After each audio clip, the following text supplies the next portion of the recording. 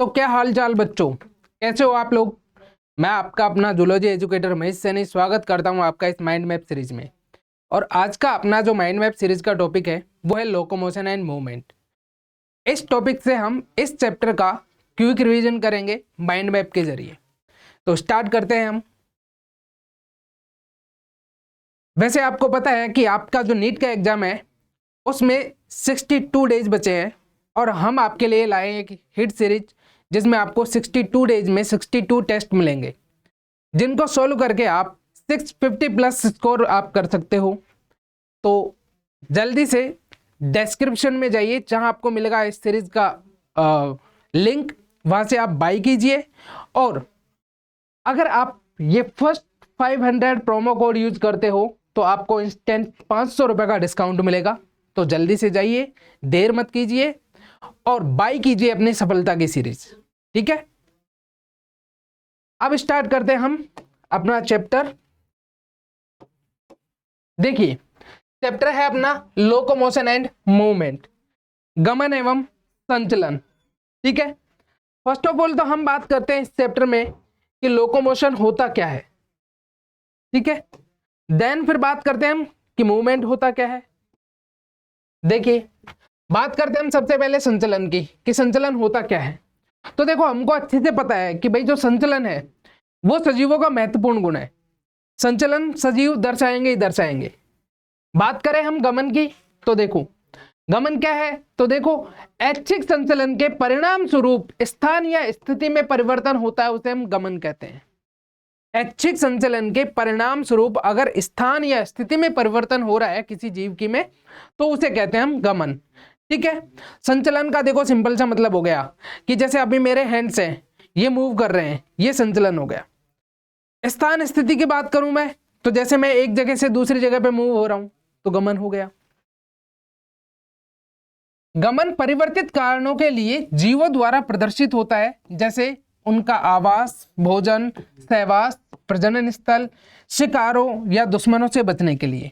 इसका सिंपल सा मतलब क्या है कि भाई जो गमन है वो परिवर्तित कारणों के लिए जीवों द्वारा प्रदर्शित किया जाता है। परिवर्तित कारण कैसे हो गए, जैसे आवास की खोज में, भोजन की खोज में एक जगह से दूसरे जगह पे जाना, सहवास के लिए, प्रजनन स्थल का चयन करना, शिकारों या दुश्मनों से बचने के लिए। ठीक है, तो इन सब कारणों के लिए जो सजीव हैं वो क्या करते हैं, गमन शो करते हैं, एक जगह से दूसरी जगह पर जाते हैं। ठीक है, देखो अब यहां पर हम कुछ गोल्डन पॉइंट्स डिस्कस करेंगे जिसमें पहला है सभी संचलन गमन है लेकिन सभी गमन संचलन नहीं होते। सभी संचलन गमन है, संचलन जैसे कि भाई मैं अभी तुमको समझा रहा हूं तो मेरे हाथ मूव हो रहे हैं, ठीक है, तो इसमें गमन है। लेकिन मैं गमन की बात करूं तो संचलन नहीं होते, सारे गमन संचलन नहीं होते। ठीक है, पैरामीशियम में जो पक्षमाभ है इनसे ये भोजन की कोशिकाओं या भोजन की कोशिका ग्रसनी में गमन और संचलन दोनों का कार्य करता है। ठीक है, हाइड्रा में जो स्पर्शक है उनका उपयोग शिकार पकड़ने के और गमन करने के लिए होता है। गमन के लिए पेशियां, कंकाल तथा तंत्रिका तंत्र की पूर्ण समन्वित क्रिया की आवश्यकता होती है। और एक जगह से दूसरी जगह पर जाने के लिए या गमन के लिए एक तो क्या होना चाहिए, मसल्स होनी चाहिए, पेशियां होनी चाहिए, पेशियों के अलावा कंकाल तंत्र होना चाहिए और होना चाहिए तंत्रिका तंत्र जो इन सबको क्या कर सके, कोऑर्डिनेट कर सके, पूर्णतः समन्वित कर सके। ठीक है, तो ये तो बात हुई हमारी गमन और संचलन की। अब बात करते हैं हम कि गमन या संचलन कितने प्रकार के हो सकते हैं। ठीक है, तो देखिए फर्स्ट ऑफ ऑल अपन बात करते हैं, एक टेबल बनाते हैं, एक साइड लिखेंगे प्रकार, संरचना और उनके उदाहरण और कार्य। फर्स्ट ऑफ ऑल बात करते हैं हम अमीबीय गमन की। ठीक है, संरचना क्या होंगी, इसमें कूटपाद होंगे और सूक्ष्म तंतु तथा उनका जीव द्रव्य इसमें सम्मिलित होता है। कार्य क्या होगा, उदाहरण और कार्य बात कर ले तो जैसे ल्यूकोसाइट ये दर्शाती है, वृहद बक्षकाणु दर्शाती है, अमीबा ये दर्शाता है। पक्षमापी की बात करें हम, इसमें सम्मिलित होते हैं पक्षमाप, जैसे कि बात करें श्वासनाल से धूल के कणों को निकालना। हमारी जो श्वासनाल है, ठीक है, उसके आंतरिक सतह में पक्षमाप कोशिकाएं होती हैं। ठीक है, जो श्वास की सहायता से या वायु की सहायता से जो भी धूल का कण हमारे शरीर में जा रहा है उसको बाहर निकालते हैं। उसके अलावा जैसे मादा जनन नाल में जो अंडवाहिनियां होती हैं, उन अंडवाहिनियों के अंदर भी ये उपस्थित होते हैं। तो जैसे ही अंडाणु आता है तो अंडाणु को ये यूट्रस की तरफ मूव कराने में सहायता करते हैं। ठीक है। थर्ड नंबर है अपना कशाभिकीय गति। कशाभिकीय गति में कशाभ सम्मिलित होते हैं, फ्लैजिला। जैसे स्पंजों के नाल तंत्र में ये जल प्रवाह कार्य करते हैं, उसी तरह युग्लिना में भी गमन में सहायक होता है। और जो शुक्राणु पशु है उनको तैरने में भी ये क्या करते हैं, हेल्प करते हैं। और फोर्थ नंबर की गति हमारी पेशीय गति। पेशीय गति में हमको अच्छे से पता है, नाम से ही पता चल रहा है, जैसे पेशियां सम्मिलित होती हैं, जैसे कि पैर, जबड़े और जीभ की गति। हम चल रहे हैं, एक जगह से दूसरी जगह पर जाते हैं तो हमारे पैर मूव करते हैं, तो पेशियां यहाँ पर क्या कर रही है, कार्य कर रही है। हम बोल रहे हैं तो जीभ की जो पेशियां हैं वो कार्य कर रही हैं, जबड़े की पेशियां कार्य कर रही हैं। कार्य क्या हो गया, जैसे चलना, दौड़ना, चढ़ना, उड़ना, ठीक है, बैठ ये सारे पेशीय गति के कार्य होते हैं। ठीक है, तो ये तो बात हुई हमारी गमन या संचलन के प्रकार की। अब फर्दर चलते हैं, हम पेशियों के बारे में पढ़ते हैं कि पेशियां क्या होती है। तो देखो, बात करें जैसे हम पेशीय ऊतक की, तो हमको अच्छे से पता है, हमने पढ़ा भी है संरचनात्मक जो अपना प्राणियों में संरचनात्मक संगठन वाले चैप्टर में, कि जो पेशी ऊतक है ये हमेशा उत्पत्ति में मेसोडर्मल होता है। अगर हम बात करें तो एक जो वयस्क मनुष्य होता है, उस वयस्क मनुष्य के शरीर का लगभग 40 से 45% जो भाग है वो बना होता है पेशियों से। ठीक है, यानी हमारे जो शरीर है इसका 40 से 45% जो हिस्सा होता है वो पेशियों से बना होता है। पेशियों के अब क्या क्या गुण होते हैं, तो देखो, ये उत्तेजनशीलता दर्शाती है, संकुचनशीलता, विस्तारशीलता और प्रत्यास्थता, ये 4 गुण होते हैं पेशियों के। अनेक हृदय पेशी कोशिकाएं हृदय पेशी के गठन के लिए शाखित रचना में एकत्रित होती है। जैसे हमने हृदय पेशियां पढ़ी थी, और हृदय पेशियों में हमने पढ़ा था कि ये शाखित पेशियां होती हैं। ठीक है, अब बात करते हैं हम पेशियों के वर्गीकरण की। ठीक है, तो देखो, 3 प्रकार की पेशियां मुख्यतः पढ़ते हैं हम। पहली हमारी कंकाल पेशियां, दूसरी हमारी चिकनी आंतरांग पेशियां, और तीसरी हमारी हृदय पेशियां। इसको हम स्केलेटल मसल्स भी बोलते हैं। स्केलेटल मसल्स, इनको हम स्मूथ मसल्स भी बोलते हैं,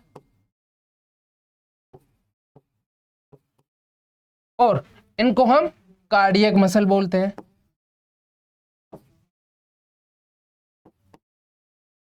इनको क्या बोलते हैं हम, कार्डियक मसल्स। ठीक है, बात करें हम इनके रंग रूप की, तो कंकाल पेशियां हैं, इनमें धारियां पाई जाती है, इसलिए इनको क्या कहते हैं हम, रेखित मसल्स। इनमें एब्सेंस होती है तो इनको अरेखित मसल बोलते हैं। हृदय पेशियों में भी ये उपस्थित होती है तो इनको रेखित मसल्स बोलते हैं। नियमन की बात करें तो कंकाल पेशियां होती हैं ऐच्छिक, मतलब कंकाल पेशियों को हम हमारी इच्छा के अनुसार क्या कर सकते हैं, कंट्रोल कर सकते हैं। जैसे हम चल रहे हैं, ठीक है, तो चलने में, बोलने में सारी कंकाल पेशियां यूज हो रही हैं, तो हम हमारी इच्छा के अनुसार क्या कर सकते हैं, इनको कंट्रोल कर सकते हैं। लेकिन जो चिकनी पेशियां हैं और जो हृदय पेशियां हैं ये होती है अनैच्छिक, मतलब इनको हम हमारी इच्छा के अधीन कंट्रोल नहीं कर सकते।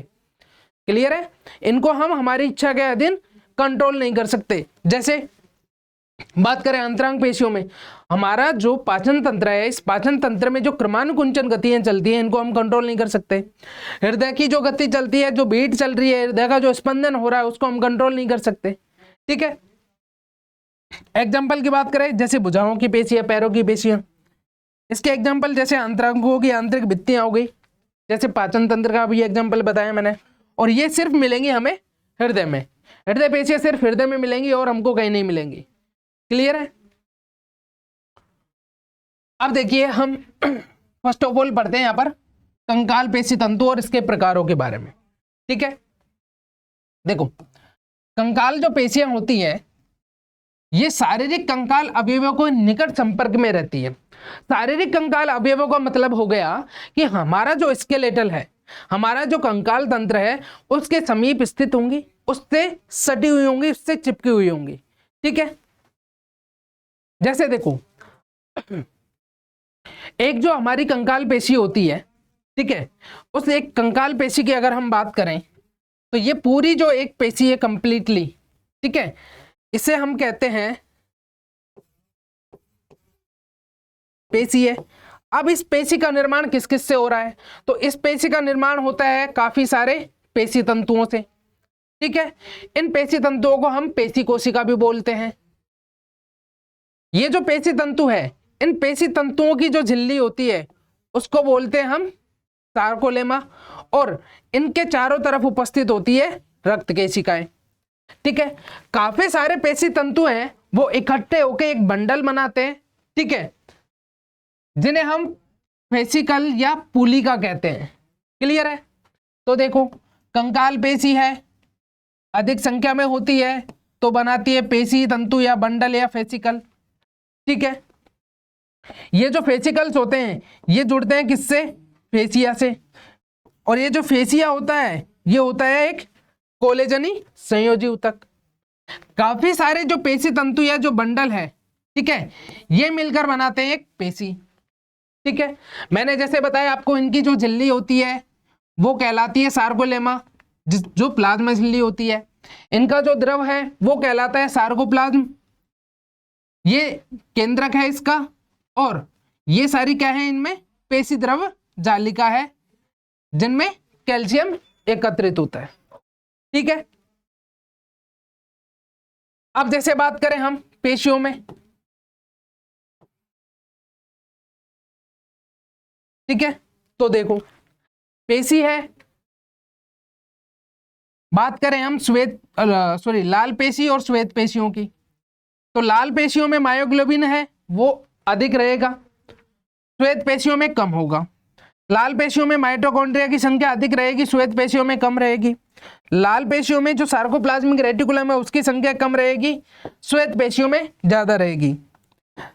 अगर अब हम बात करें यहाँ पर श्वसन की, तो जो लाल पेशियां हैं इनमें मुख्यतः वायवीय श्वसन होगा और श्वेत पेशियों में मुख्यतः अवायवीय श्वसन होगा। क्लियर है? देखो, अब गोल्डन पॉइंट्स की बात करें, प्रत्येक पेशी तंतु में अनेक समानांतर रूप से व्यवस्थित पेशी तंतु होते हैं। मैंने आपको बताया पेशी तंतु पेशी की शारीरिक इकाई कहलाती है। भाई पेशी है, ठीक है, उसकी शारीरिक, या अपन बात करें कि इसकी जो फंक्शनल यूनिट है वो क्या हो गई, पेशी की पेशी तंतु। कंकाल पेशियां मुख्य रूप से चलन तथा शारीरिक मुद्रा बदलने में सहायक होती है। कंकाल पेशियां हमारे कंकाल तंत्र से अटैच होती है, तो चलन या शारीरिक मुद्रा की बात करें हम, बॉडी की हमारी जो पोजीशन है उसको चेंज करने में ये सहायक होती है, ठीक है। तो ये तो बात हुई हमारी कंकाल पेशी तंतु और इसके प्रकारों की। अब बात करते हैं हम जो पेशी तंतु है तथा जो संकोचनशील जो प्रोटीन है उसकी संरचना की, ठीक है। तो देखिए, प्रत्येक जो पेशी तंतु है इसमें एक्टिन और मायोसिन के वितरण के कारण गहरे और हल्के बैंड बनते हैं। प्रत्येक जो पेशी तंतु है इसमें एक्टिन और जो मायोसिन है उसके वितरण के कारण गहरे और हल्के बैंड बनते हैं जो रेखित रूप की उपस्थिति को स्थापित करते हैं। जिससे जो रेखित जो रूप होता है, जैसे मैंने आपको बताया ना, कंकाल पेशियां रेखित होती है, ठीक है, तो वो रेखित या वो जो इसका पैटर्न है वो इनकी व्यवस्था के कारण दिखाई देता है, ठीक है। अब हमने बात की यहां पर इसमें एक्टिन और मायोसिन तंतु होते हैं, ठीक है। तो अब इनके बारे में पढ़ते हैं हम एक टेबल से। जैसे हमने बात की इसमें गहरे और हल्के बैंड बनते हैं, तो ये तो अपने हल्के और ये हो गए अपने गहरे बैंड। यहां पर एक तरफ लिखेंगे तंतु कौन कौन से होते हैं, किससे जुड़े होते हैं, कौन सी प्रोटीन से बने होते हैं, एकलक इकाई होती है या बहुलक इकाई कौन सी होती है, और इनकी विशिष्टता क्या होती है उसके बारे में। जैसे फर्स्ट ऑफ ऑल हम बात करते हैं कि इसमें उपस्थित जो पतले तंतु होते हैं उनको कहते हैं हम एक्टिन तंतु, या इसमें उपस्थित जो पतले तंतु होते हैं वो कहलाते हैं एक्टिन तंतु, ठीक है। इसको हम आइसोट्रोपिक बॉन्ड भी बोलते हैं, आइसोट्रोपिक बैंड, ठीक है। ये किससे जुड़े होंगे, तो देखो ये जुड़े होते हैं दो जेड रेखाओं से। दो जेड रेखा आई बैंड को द्विविभाजित करती है ये, ठीक है। एक डायग्राम होगा इसमें देखो, एक जेड रेखा ये रही, एक जेड रेखा इधर रहेगी, ठीक है। आई बैंड की हम बात कर रहे हैं तो ये इधर जुड़ा रहेगा, इधर से वो जुड़ा रहेगा, ठीक है।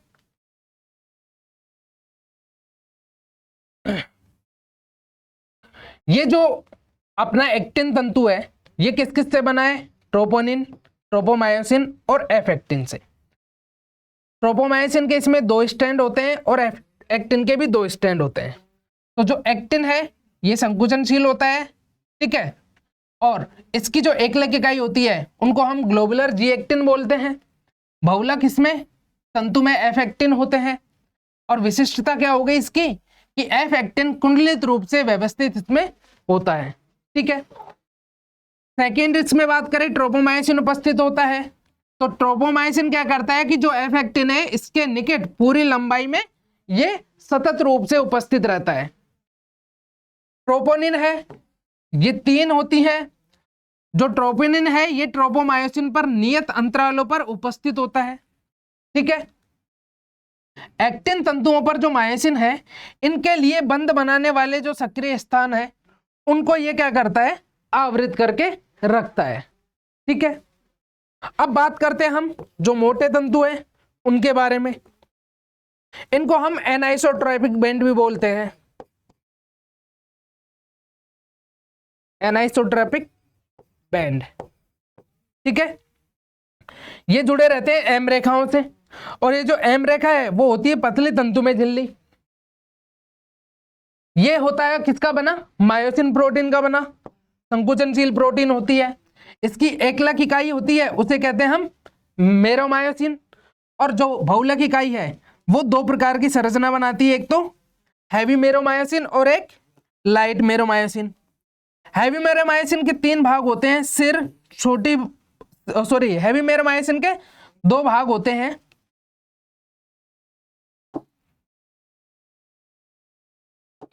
एक होता है सिर और दूसरा होता है छोटी भुजा। लाइट मेरोमायोसिन का एक भाग होता है पूंछ। सिर और छोटी भुजा तो हैवी मेरोमायोसिन हो गया और ये वाला भाग हो गया लाइट मेरोमायोसिन का। अब ये जो हैवी मेरोमायोसिन में जो सिर है, ठीक है, और जो छोटी भुजा है ये दोनों पॉलीमराइज्ड मेरोमायोसिन तंतु की सतह से क्या करते हैं? आपस में एक नियत दूरी तथा नियत कोण पर बाहर की तरफ उभरे हुए होते हैं, जिसे हम क्या कहते हैं? क्रॉस भुजा। ये रही क्रॉस भुजा, ठीक है, क्लियर है। तो ये तो बात हुई हमारी पेशी तंतु तथा जो संकुचनशील उसकी प्रोटीन की संरचना है उनकी। अब चलते हैं हम अगले टॉपिक के बारे में। अगला है हमारा कि पेशी संकुचन की जो क्रियाविधि है या जो सर्पी तंतु सिद्धांत है या फिर जिसे हम स्लाइडिंग फिलामेंट थ्योरी है उसके बारे में। देखो, पेशीय रेशों का जो संकुचन है ये पतले तंतुओं का मोटे तंतुओं के ऊपर सरकने से होता है। जब पतले तंतु मोटे तंतुओं के ऊपर इस प्रकार सरकते हैं, ठीक है, खिसकते हैं, तो हम इसे कहते हैं सर्पी तंतु सिद्धांत या पेशी संकुचन की क्रियाविधि है स्लाइडिंग फिलामेंट थ्योरी, ठीक है। एक प्रेरक न्यूरॉन तथा इससे पेशीय रेशे एक प्रेरक इकाई का गठन करते हैं। एक तो हो गया हमारा प्रेरक न्यूरॉन और जो पेशीय रेशे इससे संबंधित है ये मिलकर बनाते हैं एक प्रेरक इकाई, ठीक है। अब देखो, जो सीएनएस है इस सीएनएस के माध्यम से संकेत पहुंचते कहां पर? प्रेरक न्यूरॉन में, ठीक है। प्रेरक न्यूरॉन से जो रसायन रिलीज होता है, ठीक है, उसे हम कहते हैं तंत्रिका संचारी। तो तंत्रिका संचारी एसिटिल कोलिन यहां पर क्या होता है? रिलीज होता है। अब एसिटिल कोलिन क्या करता है?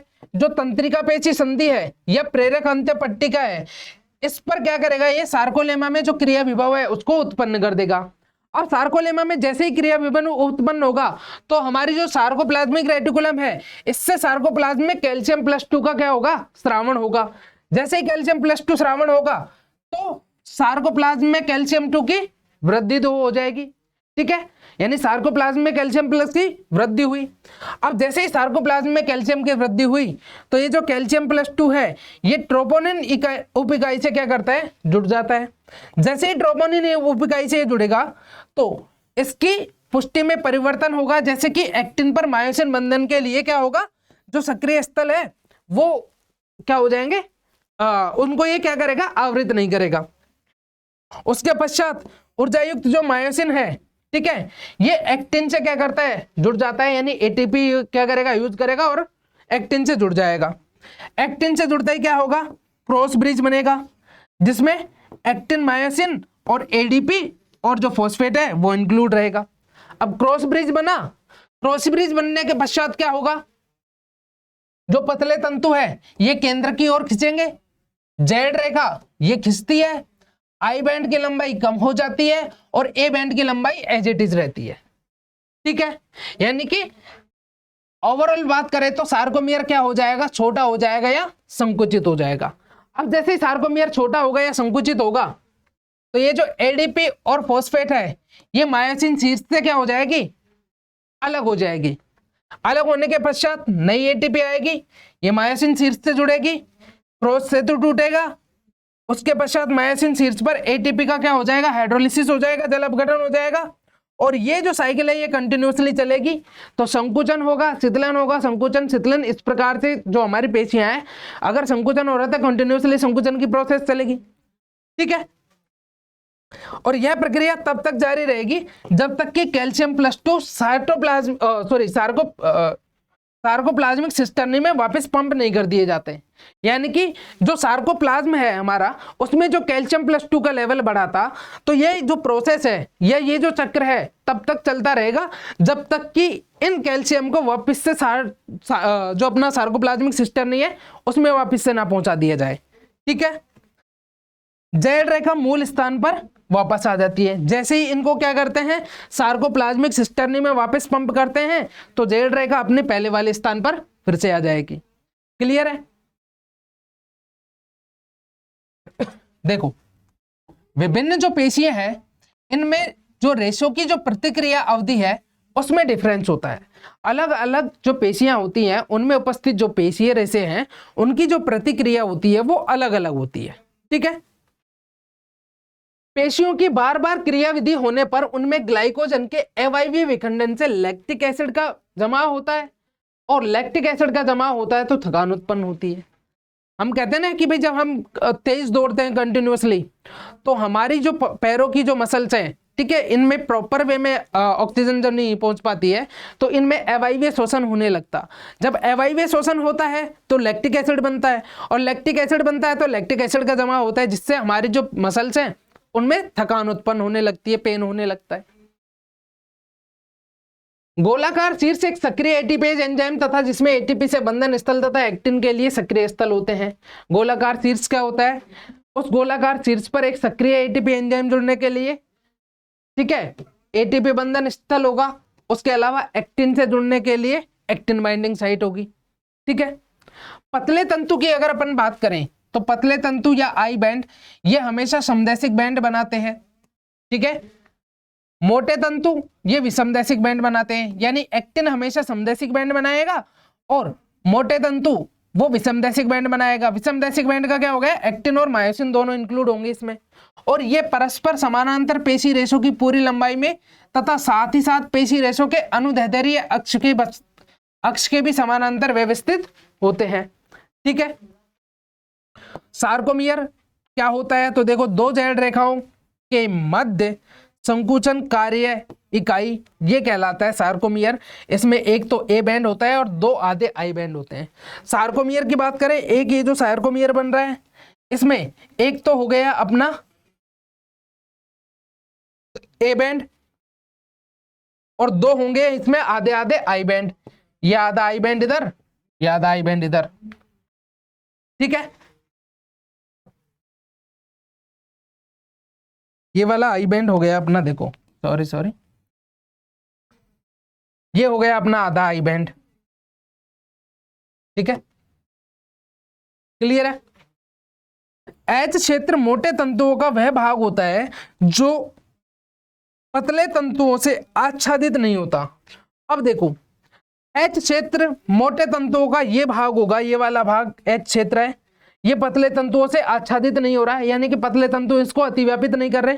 तो मोटे तंतुओं का वो भाग जिसे पतले तंतु अतिव्यापित नहीं कर पाते हैं वो कहलाता है एच क्षेत्र, ठीक है। क्लियर है यहां तक? अब बात करते हैं हम कंकाल तंत्र की। यहां तक तो हमारी बात हुई थी किसकी, जो हमारे पेशी तंत्र था उसकी पेशियों के बारे में। अब बात करते हैं हम कंकाल तंत्र की। तो देखो, कंकाल तंत्र शरीर द्वारा दर्शाए जाने वाले संचलन में महत्वपूर्ण भूमिका निभाते हैं। भाई हमारी बॉडी में जो महत्वपूर्ण गतियां हो रही है या हमारी बॉडी में जो गतियां हो रही हैं उसमें महत्वपूर्ण भूमिका किसकी होती है? कंकाल तंत्र की। क्योंकि जो कंकाल तंत्र है वो हमारे शरीर के आधारभूत ढांचे का कार्य करता है, आधारभूत ढांचे को बनाता है। अगर हमारे शरीर में बोन्स ही नहीं होंगी, अस्थियां नहीं होंगी, तो क्या हमारी बॉडी एक प्रॉपर शेप में रह पाएगी? बोन्स नहीं होंगे तो हमारी बॉडी क्या चल पाएगी? नहीं ना। तो महत्वपूर्ण भूमिका निभाता है कंकाल तंत्र। कंकाल तंत्र 206 अस्थियों तथा कुछ उपास्थियों से बना एक फ्रेमवर्क होता है, एक ढांचा होता है। ठीक है, इसके मुख्य दो भाग होते हैं या इसको मुख्यतः दो भागों में विभाजित किया जाता है। फर्स्ट उपांगीय कंकाल और सेकंड अक्षीय कंकाल। पहला उपांगीय कंकाल और सेकंड अक्षीय कंकाल। तो फर्स्ट ऑफ ऑल हम बात करते हैं अक्षीय कंकाल के बारे में। और अक्षीय कंकाल का निर्माण होता है 80 अस्थियों से। कितनी? 80 अस्थियों से अक्षीय कंकाल का निर्माण होता है। और ये हमारे बॉडी के मेन एक्सिस में क्या होती है? वितरित होती है। उपांगीय मतलब हमारे हाथ पैर वाले कंकाल। बाकी ये जो पूरा हमारा एक्सिस पर जो डिपेंड है, एक्सिस पर जो प्रेजेंट है, उस कंकाल को बोलते हैं हम अक्षीय कंकाल। अब इसमें कौन कौन सी संरचना सम्मिलित होती है तो उसको हम टेबल की सहायता से पढ़ते हैं। एक तरफ लिखेंगे संरचना, उसमें उपस्थित कौन कौन सी अस्थियां हैं या उपस्थित जो संरचना है उसके बारे में, उनकी संख्या कितनी होती है, उपस्थित जो अस्थियां उनका नाम और इनका विशिष्ट गुण या मूल कार्य पढ़ेंगे। तो देखो, फर्स्ट ऑफ ऑल पहली जो संरचना होती है वो है हमारी कपाल या करोटी। ठीक है, एक जो करोटी है इसमें निम्न प्रकार की अस्थियां सम्मिलित होती है, जैसे कपाली अस्थियां, आननी अस्थियां, हायोइड। एक्चुअल में हायोइड इसकी अस्थि है नहीं, लेकिन इसके साथ में हम इसे पढ़ लेते हैं। और कर्ण अस्थियां। ठीक है, जैसे देखो फर्स्ट ऑफ ऑल बात करते हैं हम कपाली अस्थियों की। ठीक है, कपाली अस्थियों की संख्या कितनी होती है? टोटल 8। ठीक है, जिसमें से एक होती है फ्रंटल, 2 होती है पैराइटल, 2 होती है टेम्पोरल, एक ऑक्सीपिटल, एक एथेमोइड और एक स्फेनोइड। टोटल हो गई 8। 3 और 5 8। इनका कार्य क्या होता है? तो देखो, फर्स्ट ऑफ ऑल पहला कार्य तो हमारा जो ब्रेन है उसको ये सुरक्षित रखती है, कवर करके रखती है, तो ब्रेन की सुरक्षा। उसके अलावा ये कशेरुक दंड के अग्रभाग के साथ 2 अनुकपाल अस्थिकंधों यानी कि जो हमारे ऑक्सीपिटल जो कॉन्डाइल्स हैं उन ऑक्सीपिटल कॉन्डाइल्स का फॉर्मेशन करती हैं। उन ऑक्सीपिटल कॉन्डाइल्स की सहायता से ये जो हमारी करोटी है ये हमारे कशेरुक दंड के साथ संयोजित होती है, जुड़ती होती। ठीक है, तो 2 अस्थिकंधों या डाइकोंडाइलिक स्कल द्वारा ये क्या करता है? संयोजित करता है। फिर बात करें, जैसे देखो कपाली अस्थियों में हो गई हमारी पैराइटल अस्थि हो गई, फ्रंटल अस्थि हो गई। ठीक है, हमारी स्फेनोइड अस्थि हो गई, एथेमोइड अस्थि हो गई। ठीक है, ऑक्सीपिटल अस्थि हो गई और टेम्पोरल अस्थि हो गई। ठीक है, ये ऑक्सीपिटल कॉन्डाइल तो ये बनाते ही हैं, इनका मेन कार्य है। दूसरी बात करें हम आननी अस्थियां या हमारी फेशियल बोन जो चेहरा का निर्माण करती हैं, इनकी टोटल संख्या होती है 14। 2 नेजल बोन्स होती हैं, 2 लैक्रिमल बोन होती है, 2 जाइगोमेटिक बोन होती है, एक मैंडिबल होता है, 2 मैक्सिला और 5 अदर बोन्स भी इसमें इंक्लूड होती है। ये तो एक हमारी मैंडिबल जो निचला जबड़ा बनाती है वो मैंडिबल हो गई। ऊपरा जबड़ा बन रहा है 2 अस्थियों से बनता है, एक इधर एक इधर। ठीक है, मैक्सिला बोलते हैं, जाइगोमेटिक बोन, लैक्रिमल बोन और नासा बोन। इस तरह से ये टोटल 14 जो बोन्स है वो मिलकर बनाती आननी अस्थियां। और मेन काम क्या है इनका कि करोटी के अग्रभाग को ये बनाती है। भाई करोटी हमारी उसका अग्रभाग यानी हमारा जो फेस है उसका फॉर्मेशन करती है ये। नेक्स्ट जो बोन है वो है हायोइड। एक्चुअल में हायोइड बोन हमारी करोटी की अस्थि है ही नहीं। ठीक है, ये तो हमारे गले में उपस्थित एक यू आकार की अस्थि होती है और ये किसी भी अदर अस्थि से जुड़ी नहीं रहती, लेकिन हम इसको यहाँ पर साथ में पढ़ लेते हैं। ये एक होती है संख्या में यू आकार की अस्थि होती है और मुख गुहा के आधार पर उपस्थित होती है। ये हमारी हायोइड अस्थि हो गई। ये मैंडिबल मैंने आपको बताया, ये मैक्सिला हो गया, जाइगोमेटिक हो गया, नेजल हो गया और लैक्रिमल हो गई। ठीक है, अब बात करते हैं हम लास्ट, और लास्ट हमारी कर्ण अस्थियां। ये होती है टोटल संख्या में 6 या 2 जोड़े। उपस्थित होते हैं हमारे मध्यकर्ण में। 3 प्रकार की होती हैं, 2 होती है मेलियस, 2 होती है इनकस, 2 होती है स्टेपिस, या फिर हम कह सकते हैं कि एक एक जोड़ी होती है। ये मध्यकर्ण में उपस्थित होती है। क्लियर है? तो पहली जो संरचना है करोटी, वो हुई हमारी कंप्लीट। अब हमारा जो अक्षीय कंकाल है, इसकी सेकंड संरचना की बात करें, और सेकंड संरचना है हमारा मेरुदंड या कशेरुकदंड। ठीक है, अब हमारा जो मेरुदंड या जो कशेरुकदंड है, ठीक है, ये हमारी बॉडी के पृष्ठीय भाग पर उपस्थित होता है और छोटी छोटी अस्थियों से मिलकर बना होता है, जिसे हम बोलते हैं कशेरुकाएं। क्या बोलते हैं हम? कशेरुकाएं। ठीक है, इनकी संख्या होती है टोटल 26। ठीक है, जिसमें से 7 तो होती है हमारी ग्रीवा कशेरुका, ये 7 तो होंगी यहां पर ग्रीवा कशेरुका।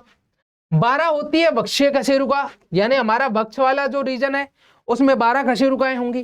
5 होंगी हमारी लंबर कशेरुका या कटी कशेरुका। एक सैक्रल होगा और एक अनुत्रिक होगा। एक्चुअल में ये संयोजित संरचना है, एक्चुअल में ये संयोजित संरचना है।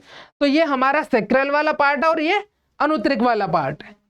ठीक है, इसके आधार पर हम कशेरुकदंड सूत्र पढ़ते हैं। इसके आधार पर हम कशेरुकदंड सूत्र पढ़ते हैं।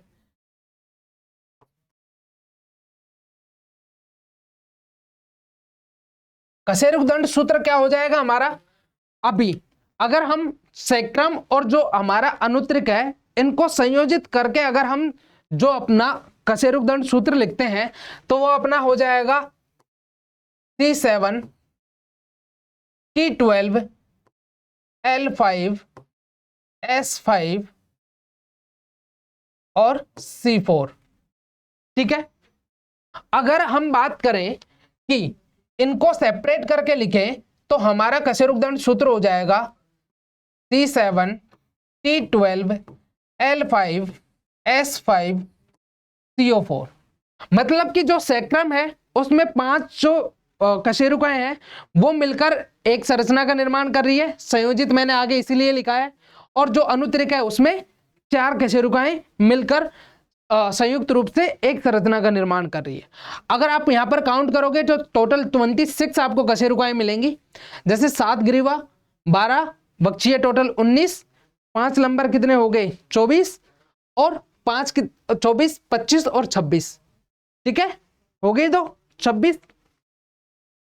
अब बात करते हैं कि ये जो कशेरुकदंड है इसका क्या कार्य है।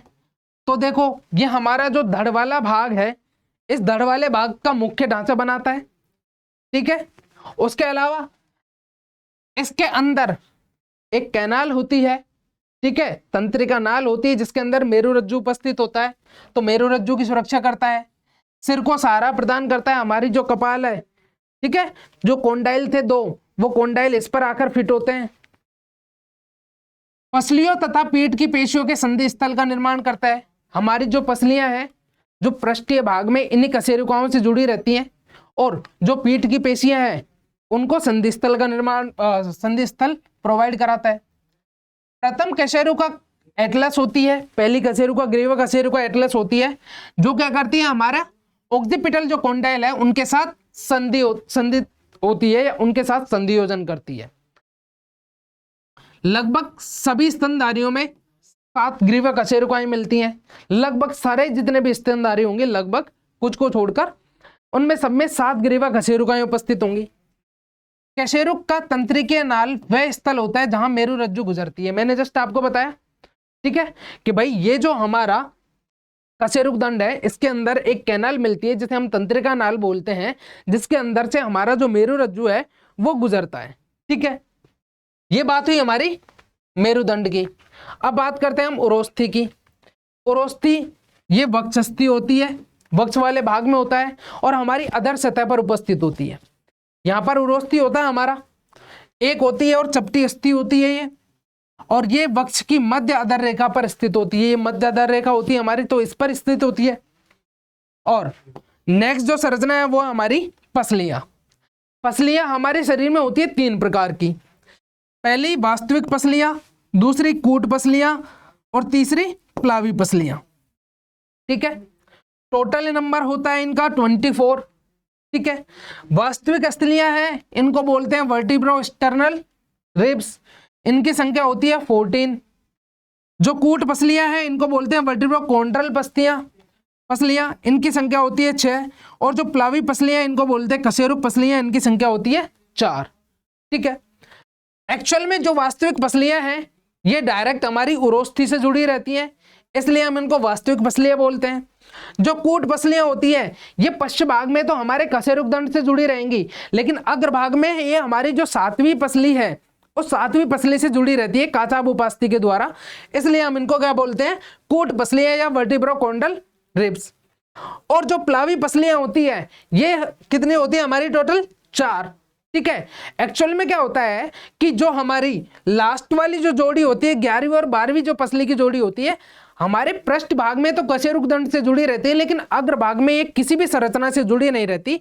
मतलब कि इनका जो अग्र सिरा है वो खुला रहता है या वो स्वतंत्र रहता है, इसलिए हम इन्हें प्लावी पसलियां या तैराक पसलियां भी बोलते हैं। ठीक है।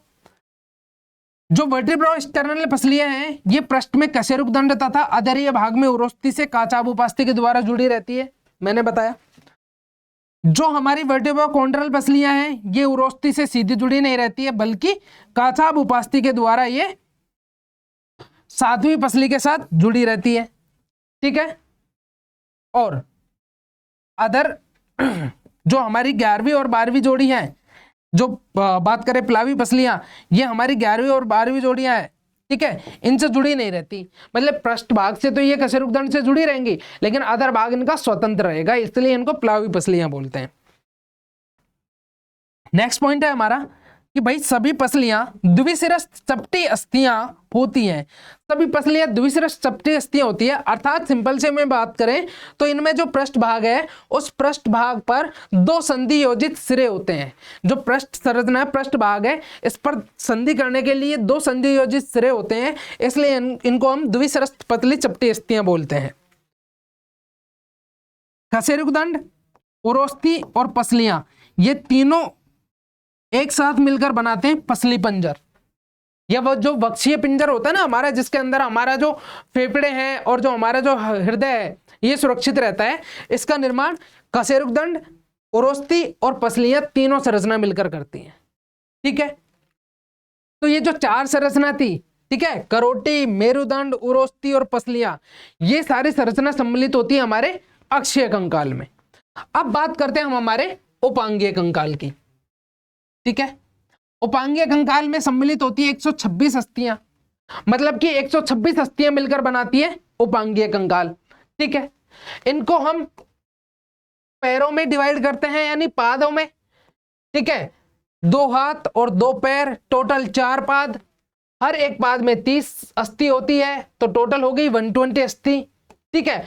और 120 अस्थि के अलावा जैसे कि एक होती है हमारी अंश मेखला, एक होती है श्रोणी मेखला, इनका निर्माण होता है 6 अस्थियों से, तो टोटल अस्थियां हो गई हमारी 126। तो उपांगीय जो कंकाल है उसमें इस प्रकार से 126 अस्थियां उपस्थित होती हैं। अब इनका हम डिवीजन करते हैं, अंश मेखला तथा अग्रपाद और श्रोणी मेखला तथा पश्चपाद। अंश मेखला और अग्रपाद और श्रोणी मेखला और पश्चपाद की बात करते हैं। तो देखो, अंश मेखला और अग्रपाद में कौन कौन सी संरचना या कौन कौन सी अस्थि होती है, तो देखिए, एक होती है क्लेविकल अस्थि। ठीक है। एक होती है स्कैपुला अस्थि। क्लेविकल को जत्रुक अस्थि भी बोलते हैं, और स्कैपुला ये दूसरी तथा जो 7वीं पसली है इसके मध्य ये पीछे की तरफ हमको फील होती है, उपस्थित होती है। ठीक है। तो ये मेखला का अर्ध भाग है। ठीक है। तो मेखला का अर्ध भाग हुआ ही। उसके अलावा इसमें जो हमारे अग्रपाद है उसमें कौन कौन सी अस्थि सम्मिलित होती है, जैसे ह्यूमरस हो गई, रेडियस और अल्ना हो गई, 8 हो गई कार्पस, 5 हो गई मेटाकार्पल्स और 14 हो गई फेलेंजेस। ठीक है। तो इस तरह से टोटल एक जो हमारा अग्रपाद है, ठीक है, उस अग्रपाद में कितनी अस्थियां हो जाएंगी हमारी, भाई 30 तो हो गई हमारी, और 30 के अलावा अंश मेखला वाली अस्थि हो जाएंगी इसमें से हमारी। ठीक है। तो ये अस्थियां उपस्थित होती है हमारे अग्रपाद में। पश्चपाद और श्रोणि मेखला में कौन कौन सी अस्थि होती है? तो देखो, इलियम, प्यूबिस और इस्चियम, ठीक है, ये तीनों अस्थियां श्रोणि मेखला का निर्माण करती हैं। पाद में कौन कौन सी अस्थि होती है? तो फीमर अस्थि होती है, जो हमारे शरीर की सबसे लंबी और मजबूत अस्थि होती है। दूसरी होती है पटेला, जो कि घुटने की जो टोपी होती है, नी कैप, उसका निर्माण करती है। उसके अलावा इसमें टीबिया और फिबुला उपस्थित होती है। 7 होती है इसमें टार्सल्स, ठीक है, 5 होती है मेटाटार्सल्स, 14 होती है इसमें फेलेंजेस, ठीक है। इस प्रकार से ये सारी संरचना उपस्थित होती है, ये सारी अस्थियां उपस्थित होती है हमारे श्रोणि मेखला और पश्चपाद में, ठीक है। देखो, मेखला अक्षीय कंकालों के साथ पादों के संधियोजन में सहायता करती है। अब मेखला का क्या रोल है? तो ये जो मेखला है वो हमारे पैरों को और हाथों को अक्षीय कंकाल से जोड़ने का कार्य करती है, ठीक है। स्कैपुला ये एक पृष्ठीय त्रिभुजाकार चपटी अस्थि होती है। जब कभी आप देखते हो तो आपकी जो पीठ वाली साइड है, इसमें आपको पीछे एक त्रिकोणाकार अस्थि, 2 त्रिकोणाकार अस्थि आपको दिखाई देती है, वो स्कैपुला है। और इसमें ऊपर की ओर उभरा हुआ एक भाग होता है जिसे कहते हैं हम एक्रोमियन प्रवर्ध, ठीक है। और ये जो एक्रोमियन प्रवर्ध है, ये क्लेविकल जो बोन होती है हमारी, ठीक है, ये वाली जो बोन दिखती है हमको, क्लेविकल बोन या विश बोन, ठीक है, इसके साथ ये संधि बनाता है। स्कैपुला में ग्लिनोइड गुहा ह्यूमरस के शीर्ष के साथ कंधों के जोड़ बनाने के लिए संधियोजन करती है। और जो स्कैपुला है उसमें एक कैविटी होती है जिसे हम ग्लिनोइड कैविटी कहती हैं। इस ग्लिनोइड कैविटी में जो ह्यूमरस का जो शीर्ष होता है वो आकर फिट होता है, और फिट होकर ये कंधे का जो जोड़ है हमारा, शोल्डर जॉइंट है, उसका फॉर्मेशन करते हैं। इसमें अंदर की तरफ होता है एक बॉल के जैसा सिरा, जो इस ग्लिनोइड कैविटी में जाकर फिट हो जाता है। एसिटाबुलम है, इलियम, इस्चियम एवं प्यूबिस के संलयन से बना होता है। जो एसिटाबुलम गुहा बनती है इसमें, ठीक है, जो श्रोणि मेखला है, ठीक है, उसमें एसिटाबुलम गुहा बनती है। उस एसिटाबुलम गुहा में ये जो हमारी फीमर है उसका सिर जाकर क्या होता है, फिट होता है, और सिर फिट होकर बनाता है यहाँ पर हमारा जो हिप जॉइंट है, ठीक है। या अपन बात करें जो हमारी कोले संधि है, कोले संधि का निर्माण करती है। तो ये प्यूबिस के साथ संलयन से बनी होती है, जो श्रोणि संधि बनाने के लिए फीमर के साथ संधियोजित होती है। अधर भाग में श्रोणि मेखला के दोनों भाग मिलकर प्यूबिक संलयन बनाते हैं, जिसमें रेशेदार उपस्थिति होती है। अधर भाग में आधा तो श्रोणि मेखला ये है, आधा इस तरफ जुड़ेगा, और यहाँ पर, ठीक है, दोनों जो प्यूबिक अस्थियां हैं वो रेशेदार संयोजी ऊतक से जुड़ी रहती हैं और फॉर्मेशन करती हैं प्यूबिक सिम्फाइसिस का, ठीक है, जो कि रेशेदार उपास्थि से जुड़ी रहती हैं, ठीक है। तो ये तो बात हुई हमारे उपांगीय कंकाल की। अब बात करते हैं हम कि कौन कौन से जॉइंट्स उपस्थित होते हैं हमारे शरीर में। हमारे शरीर में कौन कौन से जॉइंट्स, कौन कौन सी संधियां उपस्थित होती हैं, उनके बारे में बात करते हैं। तो देखो, संधियां होती क्या है, फर्स्ट ऑफ ऑल बात करें तो देखो, संधियां हर प्रकार की गति के लिए आवश्यक होती है। हमारी बॉडी में कोई सा भी मूवमेंट हो, चाहे वो आप हाथ को ऊपर उठाओ, ठीक है, चाहे आप बोल रहे हो, चाहे आप चल रहे हो, ठीक है, चाहे आप पैरों को हिला रहे हो या पैरों को आप समेट रहे हो और फैला रहे हो, तो हर किसी मूवमेंट में अस्थियों का रोल है, जिनमें शरीर की अस्थियां सम्मिलित होती है।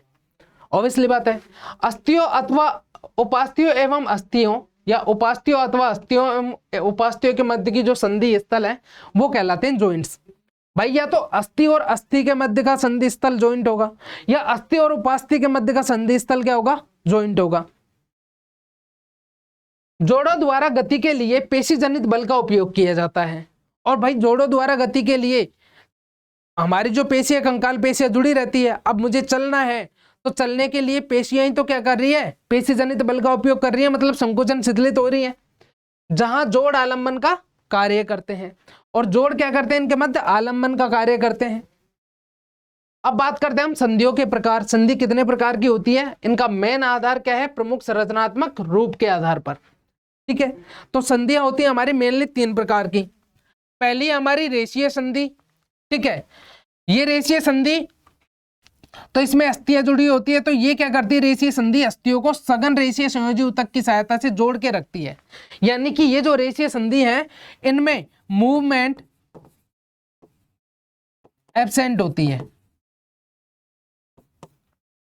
ठीक है, इनमें गति अनुपस्थित होती है, किसी भी प्रकार की गति नहीं होती इनमें। जैसे कपाल की जो हमारी चपटी अस्थियां हैं, फ्रंटल, पैराइटल, टेम्पोरल, ऑक्सीपिटल, ये सारी जो अस्थियां हैं, ये सारी अस्थियां सीवन के माध्यम से कपाल बनाने के लिए संयोजित होती है। मतलब ये इस तरह से जुड़ी रहती है जैसे हम क्या करते हैं, सिलाई करते हैं ना, ठीक है, और सिलाई करके दो कपड़ों को जोड़ देते हैं, ठीक उसी तरह से बिल्कुल हमारी कपाल अस्थियां सारी इसी प्रकार की जो जॉइंट्स है या इसी प्रकार की जो सीवन है उसके माध्यम से जुड़ी रहती है, इसलिए इनमें गति पॉसिबल नहीं है। दूसरे प्रकार की जो संधि है वो है हमारी उपास्थि युक्त। इनमें उपस्थित होती है रेषीय उपस्थि, और इनमें एक लिमिटेड मूवमेंट होती है, सीमित गति होती है। जैसे निकटवर्ती कशेरुक, हमारी जो वर्टिब्रा होती है, कशेरुकाएं होती है, इन कशेरुकाओं में जो गति होती है, ठीक है, वो एक लिमिटेड गति होती है, ठीक है। दो कशेरुकाओं के मध्य उपास्थि की एक गद्दीनुमा संरचना होती है जो हेल्प करती है इनको मूव करने में, ठीक है, वो शॉक एब्जॉर्बर के रूप में भी कार्य करती है। क्लियर है।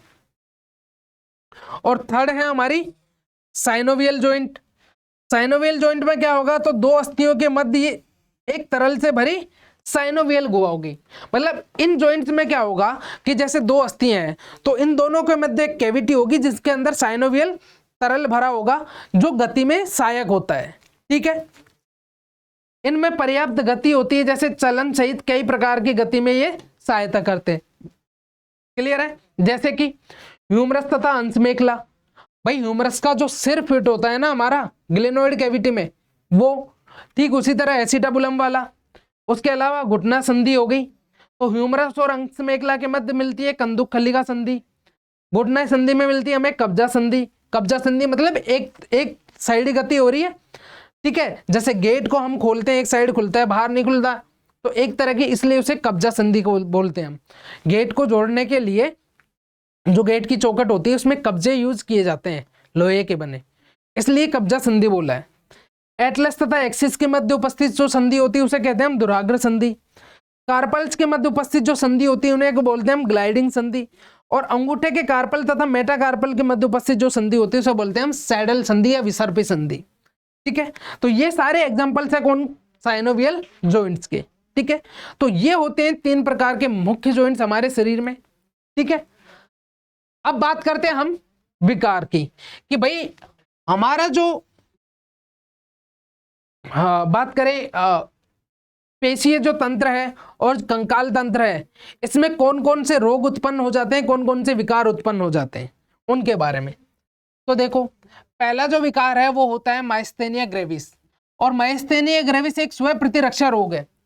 इसमें क्या होता है कि हमारे शरीर की कोशिकाएं वो हमारे शरीर की पेशियों को क्या समझने लगती है, फॉरेन पेशी समझकर उनको डिस्ट्रॉय करने लगती है। तो इस रोग में क्या होगा, तंत्रिका पेशी संधि है वो प्रभावित होगी, ठीक है। पेशियां क्या होंगी, डिजेनरेट होंगी, तो थकान, कमजोरी तथा कंकाली पेशियों में पक्षाघात हो जाएगा, ठीक है। दूसरी जो विकार है वो है पेशीय दुष्पोषण। ये एक आनुवंशिक विकार होता है, जेनेटिक डिसऑर्डर है। और इसमें क्या होता है कि जो कंकालीय पेशियां हैं उनका क्रमिक अपहासन होता है, ठीक है। यानी कि जो कंकालीय पेशियां हैं वो क्रमिक रूप से क्या होती है, अपघटित होती जाती है, ठीक है। तीसरा रोग है वो है अपतानिका। इसमें क्या होता है कि जब हमारे शरीर के तरल में कैल्शियम +2 आयन की क्या हो जाती है, कमी हो जाती है। जैसे ही शरीर में कैल्शियम +2 आयन की कमी होती है तो हमारी जो पेशियां हैं ना वो एक तरह से कहते हैं कि वाइल्ड तरीके से संकुचित हो जाती हैं, ठीक है, संकुचित हो जाएंगी। क्लियर है। तो इसमें क्या होगा, जब वाइल्ड तरीके से संकुचित होंगी तो पेशियों में तीव्र ऐंठन उत्पन्न हो जाएगी। अगली डिजीज है हमारी संधिशोथ, ठीक है। इसमें क्या होगा, हमारे जो जॉइंट्स हैं उनमें सूजन उत्पन्न हो जाएगी, ठीक है। अगली डिजीज है हमारी गाउट, इसे हम गठिया भी बोलते हैं। इसमें क्या होता है, एक्चुअल में हमारे जो जॉइंट्स हैं उन जॉइंट्स में यूरिक एसिड के पार्टिकल्स या यूरिक एसिड के क्रिस्टल्स जमा होने लगते हैं। जब यूरिक एसिड के क्रिस्टल्स जमा होने लगते हैं तो क्या होता है कि जैसे साइनोवियल संधि है, इसमें साइनोवियल फ्लूइड में यूरिक एसिड के जो क्रिस्टल है वो जमा होने लगे, तो ये दोनों तरफ की जो संधियां है, सॉरी दोनों तरफ की जो अस्थियां हैं उनके ऊपर उपस्थित जो मेम्ब्रेन होती है उस मेम्ब्रेन को क्या करने लगते हैं, डिजनरेट करने लगते हैं। तो जब ये फ्रिक्शन लगेगा इनमें तो मेम्ब्रेन नष्ट होगी, मेम्ब्रेन नष्ट होगी तो पेन होगा वहां पर और स्वेलिंग आएगी, जिससे क्या होगा, जोड़ है उन जोड़ों में सूजन आ जाती है, तो इसमें जोड़ों की सूजन आ जाती है। और लास्ट रोग है हमारी अस्थि सुशिरता। ठीक है, एक्चुअल में जो अस्थि सुशिरता है, ठीक है, ये एक तरह से कह सकते हैं हम आयु संबंधी विकार होता है, और मेनली बात करें तो फीमेल से रिलेटेड डिजीज होती है। इसमें क्या होता है कि जैसे मेनोपॉज वाली कंडीशन आती है और मेनोपॉज के पश्चात जैसे एस्ट्रोजन का लेवल डाउन होता है, ठीक है, तो एस्ट्रोजन का लेवल डाउन होने से क्या होता है कि जो हमारी अस्थियां हैं, ठीक है, उन अस्थियों से जो कैल्शियम है वो बाहर आकर रक्त में आने लगता है। तो जब कैल्शियम बाहर रक्त में आने लगेगा तो अस्थियों की डेंसिटी कम हो जाएगी, बोन डेंसिटी कम हो जाएगी, अस्थियां एक तरह से कह सकते हैं हम भंगुर प्रकृति की होने लगेंगी। तो इससे क्या होगा, अस्थियों के पदार्थ में कमी आएगी, जिससे अस्थि भंग की प्रबलता की संभावना है। भाई भंगुर प्रकृति की हो जाएंगी तो हल्का सा गिरने पर टूट जाएंगी, यानी ओवरऑल कह सकते हैं हम कि कमजोर हो जाती है अस्थियां। ठीक है, तो ये 6 हमारी एनसीईआरटी से रिलेटेड क्या है, इस चैप्टर के विकार जो हमने डिस्कस किए। तो ये तो हुआ हमारा लोकोमोशन एंड मूवमेंट का माइंड मैप। ठीक है, ये हमारी हिट सीरीज को आप भूलोगे नहीं। ठीक है, ये आपके सिलेक्शन में बहुत ज्यादा इंपॉर्टेंट रोल प्ले करेगी, तो जल्दी से जाओ एनरोल करो और इस चांस को आप ग्रैब कर लो, पकड़ लो। ठीक है, तो आज की क्लास में हमने लोकोमोशन मूवमेंट का माइंड मैप कंप्लीट कर लिया। नेक्स्ट क्लास में हम नेक्स्ट चैप्टर का माइंड मैप लेकर आएंगे। ठीक है, और इससे रिलेटेड जो इंपॉर्टेंट क्वेश्चंस हैं उनको भी हम माइंड मैप में लेकर आएंगे। तो आज के लिए इतना ही, बाकी मिलते हैं फिर हमारी नेक्स्ट क्लास में नेक्स्ट माइंड मैप के साथ। Okay, bye.